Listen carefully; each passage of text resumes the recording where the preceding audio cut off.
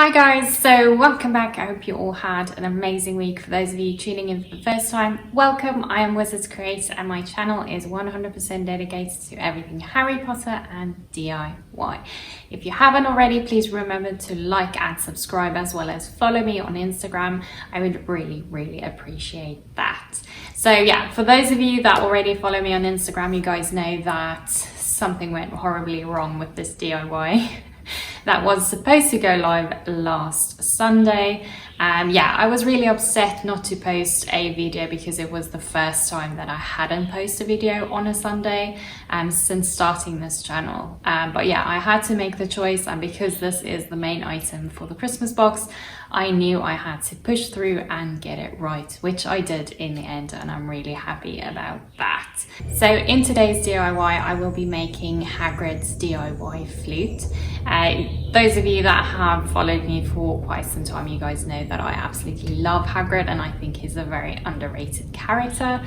But yeah, I've wanted to have his flute for a really long time, so I thought, why not make it? And it would be a perfect item to put in the Christmas mystery box.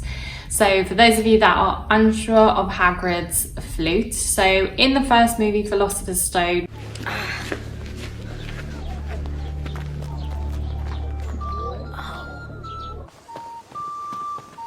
Hagrid, who gave you the dragon egg? What did he look like? I don't know. I never saw his face. He kept his hood up. in the books, however, there's a lot more reference to the flute because Hagrid also gave Harry a flute for Christmas. I think it's almost to hint to the fact that that's the way to get past Fluffy, and in the books they also use the flute to get past Fluffy. So yeah, in the books obviously there's a lot more reference to it. So that is that. So to start off with this project, I had a walk around in our backyard looking for the perfect stick. And so I found a branch that was the correct thickness. It had enough smaller branches coming out of it because that was something that was really important to me. And yeah, I cut it to size, I measured everything out, and then I started carving it. So yeah, by carving it, I used an empty cutter and a chisel. I didn't use the chisel as much, but yeah. So guys, when using empty cutters or any sharp objects, please guys, if you're under 18, please do this under supervision. And if you're over 18, please be careful because yeah, you can get terribly hurt.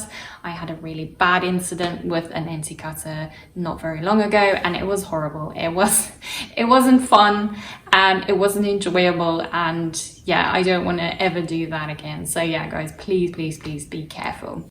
Okay guys, so I am pretty happy with what this little flute looks like. I don't really want to overdo it because it is just a handmade flute that Hagrid made Harry. So yeah, I don't want to overdo it too much. So my next step is going to be, I'm just going to drill holes here so that when I cast it, they already have little indents where I can just then drill the rest of the hole. So I'm not going to drill the hole right through. I'm not going to drill it very deep. It's just going to be a little indent on each one of these. And then after that, I have cut dowel sticks. So these are going to be, you'll see when I do the mold, these are hopefully gonna work. But I am going to stick this one on this end and stick the thinner one on that end so that when I cast it, I have another dowel that I can just stick right through, and then when I cast it in resin, it should be hollow. So yeah, I'm not sure if this is going to work at this point, but that is what these two are for.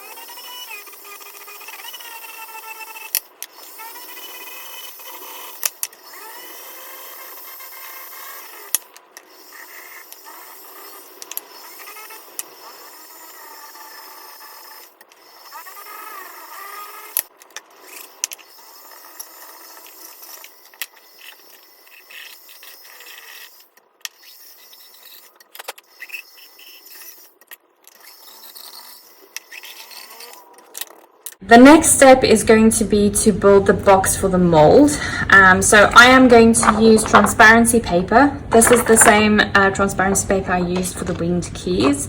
So you can print on this side, and this side is a super gloss finish. So obviously for this I'm going to use the glossy side on the inside, so that when I unmold the mold, that it can actually come off really easily. So I'm going to use that for the cylinder part of it, and then the bottom part I'm just going to use a piece of glass, and I'm going to seal the edges with a bit of hot glue. So yeah, that is that. And then guys, to work all of this out, I'm going to put everything in the description down below. I'm not going to give you all the maths class. It is a bit tricky working it out the first time, but as soon as you get it, it kind of just makes sense. So yeah, I'm going to put everything in the description down below. Then for those of you that are in South Africa, we use centimeters and grams, but unfortunately Moldstar only uses inches and pounds. So yeah, everything's going to be in inches and pounds. It just makes it a lot easier for me, because converting everything and reconverting it really does get a bit tricky. So I'm just going to do everything in inches. So yeah, that is why I'm doing that. So yeah, the first thing I'm going to do is I have my item, so I have to kind of work out the size of this. So the size of this is going to be 8 inches long, and then 1 inch in diameter and 1 inch in diameter. So then you take that, you get the cubic weight of this item. Then for the mold, you need at least 1/2 inch on each side, so that the mold is thick enough. If you do it less than 1/2 inch, your mold's integrity might be compromised, and it might tear in the end. So yeah, at least 1 inch on both sides, or on all sides, is the best way to go. So then the container for my item is then going to be, whereas my item is 8 inches, it is going to be 9 inches, my container, and then 2 inches on either side. So yeah, so the first thing I am going to do is I'm going to cut this one off up until 9 inches. That way I have my length correct, and then I just have to work out what is the circumference of a circle that has a diameter of 2 inches. So that's what I'm going to do, and then I'm just basically going to use really wide masking tape, and just paste it closed and make sure that the silicone won't kind of come out while it is setting. So yeah, I'm going to do that quickly, and then we can mix the silicone.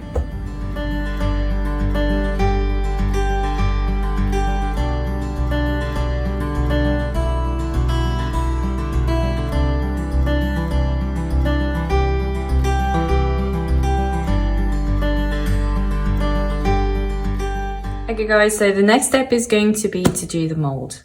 So yeah, I'm going to be using Moldstar 15, and like you can see, this is part A, and then you have a part B, and the mix ratio is 1:1. So according to my calculations, I should be using 270 grams of A and 270 grams of B, and mix them together, and that should be enough for my whole mold. Then to mix these, they say stir these really well before you pour them out. So I always keep chopsticks, extra chopsticks. I love these, especially when mixing paint or stuff like this, because you can just throw them away and it's wood, so it's not harmful to the environment.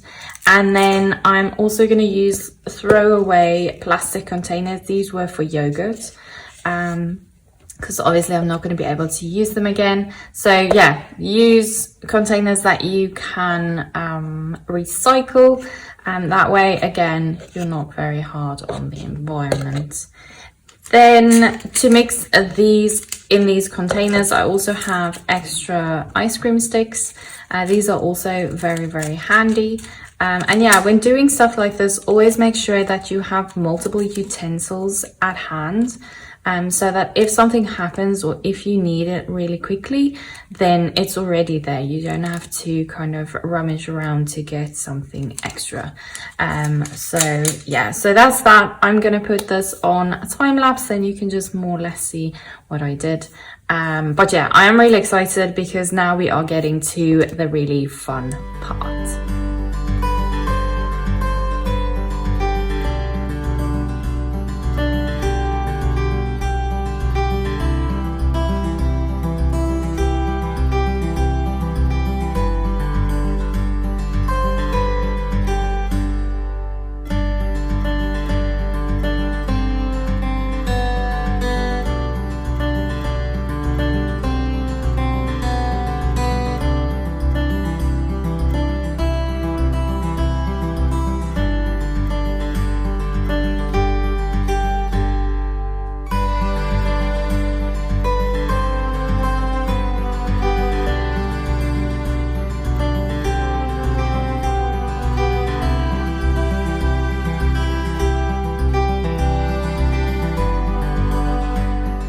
So this is the craft knife that I used. I bought it from my local hobby shop and you can find these basically anywhere.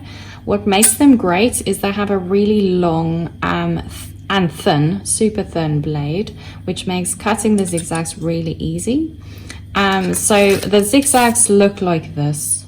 The reason why it is zigzags, we do this in jewelry as well, is because as soon as you join them back together before casting, they join perfectly together, and without you actually even seeing where the join is.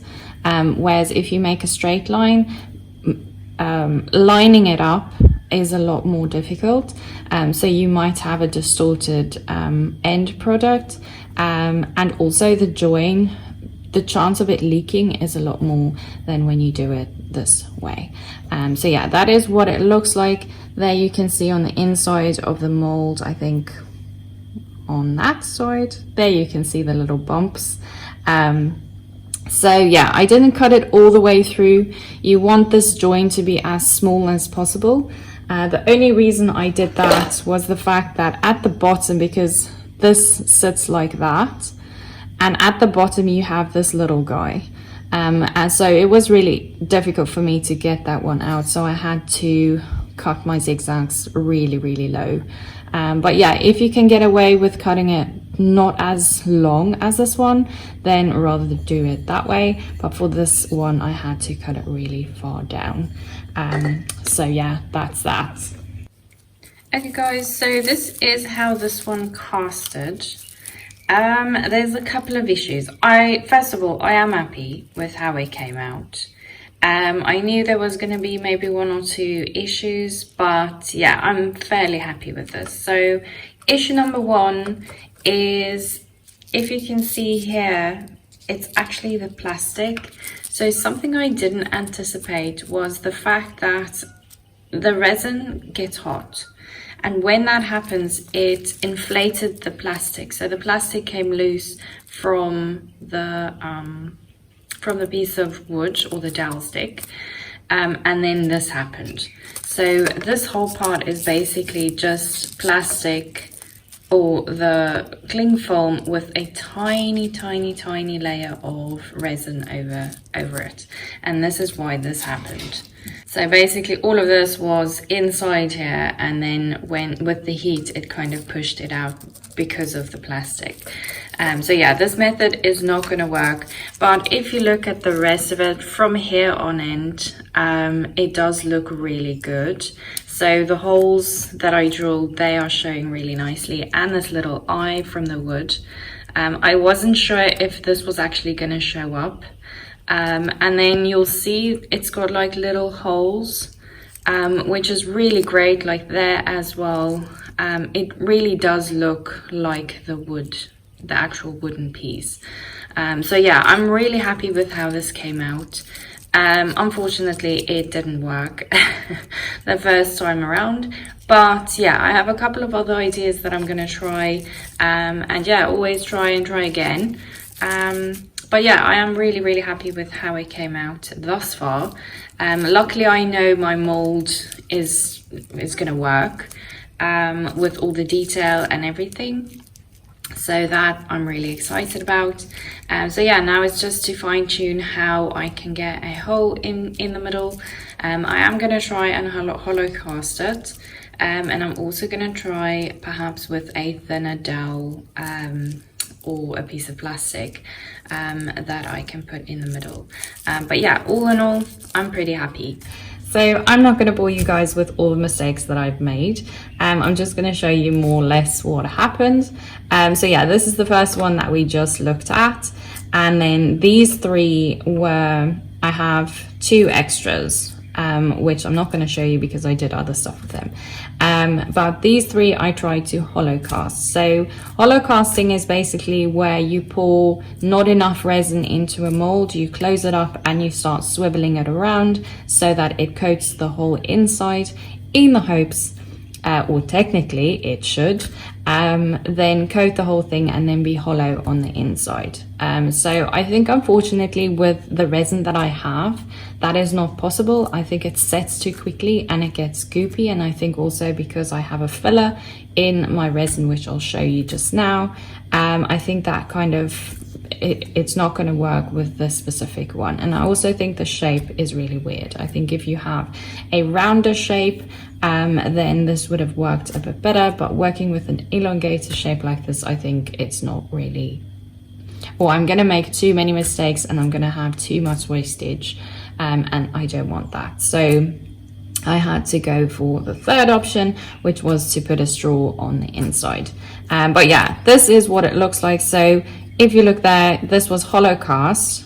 So it does that, like you can see there, it is hollow. But this part is then solid. So I think all the resin's set in that part in the end, and obviously this is open. The third one I did didn't go far enough to the top, so that's away, and then it was solid at the bottom again. And then this one was my last one that I did. There was another one, but that also didn't work out. It was way too thin and it broke, and yeah, but I used it later on. But also again, it's hollow at the back, but again solid in the front. So yeah, I gave up on that idea. I will definitely do that idea again with maybe something that is a bit more round and a bit more bigger, and there's also like a device you can build that kind of helps with that. So that also didn't work. So the third option is to use a straw. So similar to the first one that I did where I put a dowel stick in the middle, I can just use a straw, and that actually worked. So I'll show you that one just now. So I'm going to cast a whole new one to show you guys how exactly I did it, and how it comes out. So yeah, so first things first, we have the mold, which is still open. And then we have the top part of the mold. So this is basically to go in there. So I also cut the top as a bit of a zigzag. I was a bit scared with the top because I didn't want to go into the actual top part of the flute. So yeah, that one just fits at the top, because if you can remember, there is a bigger dowel at the bottom of this mold. So when I put in the straw,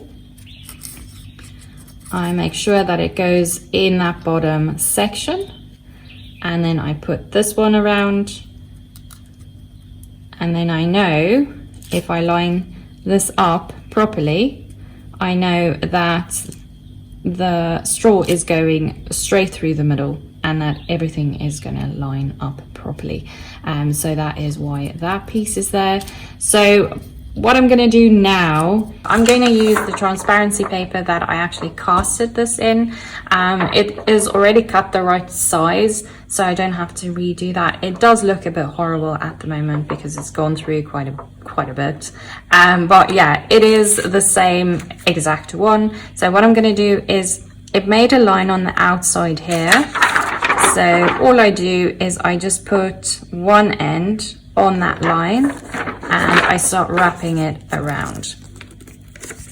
After which you will see there is my join, and then starting from the bottom, I make sure that this is wrapped really tightly, and I start pasting them as I go to make sure that everything lines up properly and that it's not going to bleed out, because you don't want that.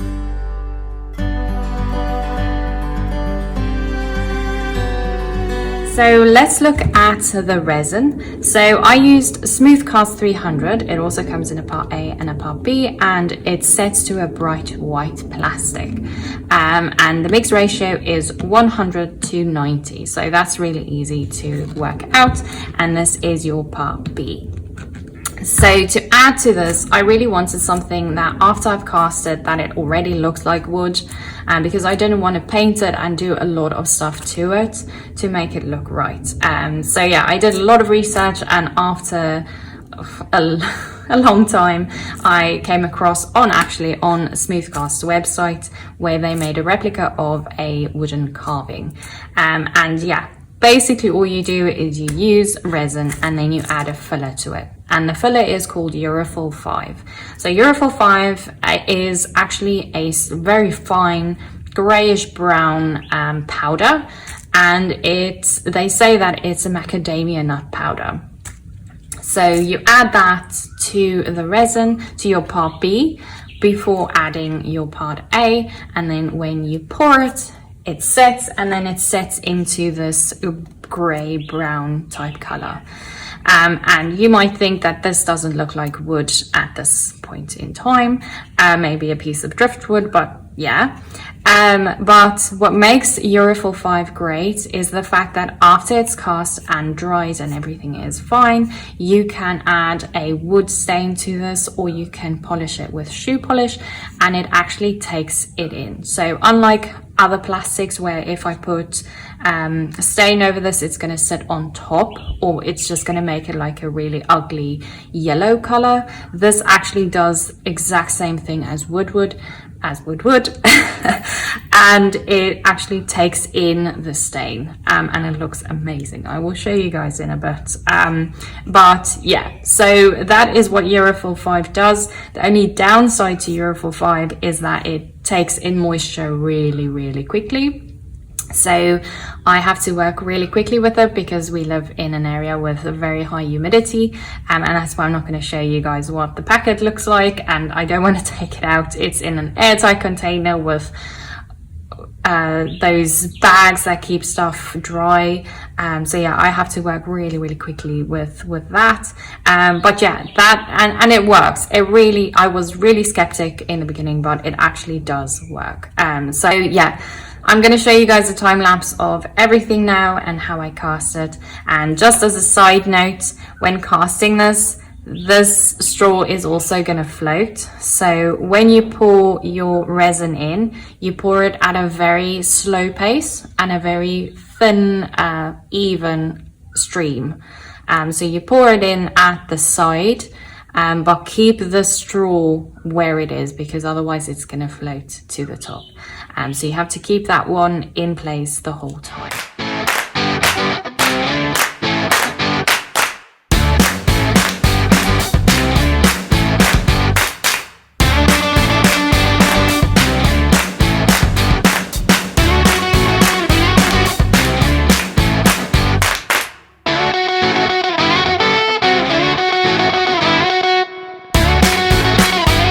Okay guys, so this is how this one turned out.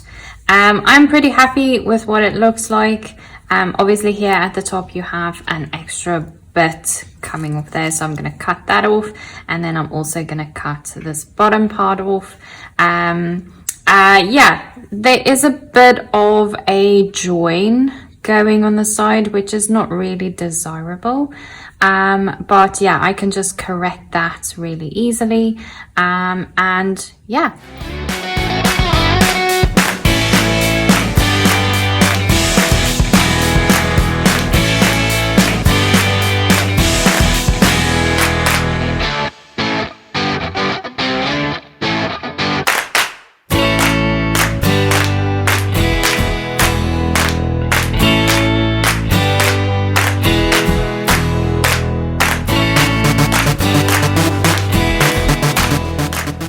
Okay guys, so this is what the front end looks like, and this is the bottom part.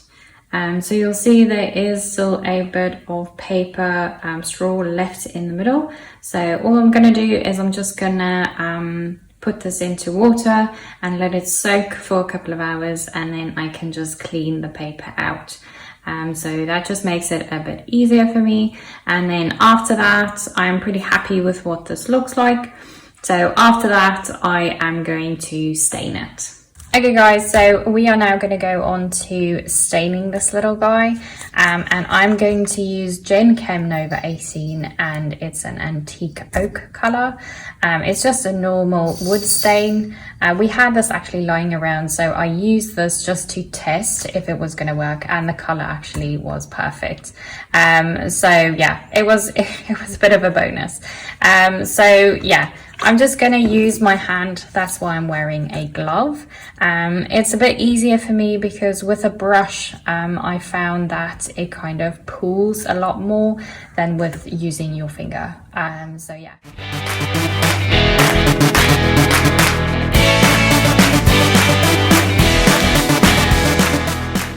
So this is what the flute looks like in the end. I am super chuffed. If you look at it there, it does look like wood. It doesn't look like plastic at all. It doesn't even feel like plastic. It feels like wood. So yeah, I am really happy with how it came out. It looks really nice. And yeah, this has opened so many doors in my imagination. And I am planning on doing a million more silicone molds and resin castings and kind of pushing the boundaries with that. So yeah guys, I hope you enjoyed this video. I hope you enjoyed watching how I made this little flute. For those of you that live in South Africa, you guys can place an order for yours in the current mystery box, the Christmas mystery box that is available for pre-order. Pre-orders close on the 30th of November. And unfortunately guys, it's not available for international shipping yet. I am still sorting that out. So yeah, I hope you guys have an awesome week, and I'll see you again next week.